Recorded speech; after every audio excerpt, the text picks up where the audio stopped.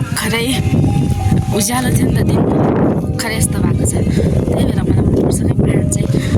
वर्षा लाग्दाखेरि डर चाहिँ लाग्छ तर अब रमाइलो हुन्छ नि त शीतल हुन्छ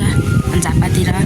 तलतिर चाहिँ गर्मी हुन्छ एकदमै यहाँ चाहिँ यस्तो भएको कारणले गर्दा रिफ्रेसमेन्ट मिल्छ त्यही भएर मलाई यस्तो दिन चाहिँ मनपर्छ तर एकैछिन मात्रै मनपर्छ एकैछिनमा चाहिँ जाड भएको मनपर्छ पानी पर्न लागेको छ पानी पर्छ पर्दैन थाहा छैन तर मौसम चाहिँ त्यस्तै भएको छ यो चाहिँ इलाम टु झापा रोड हो दमक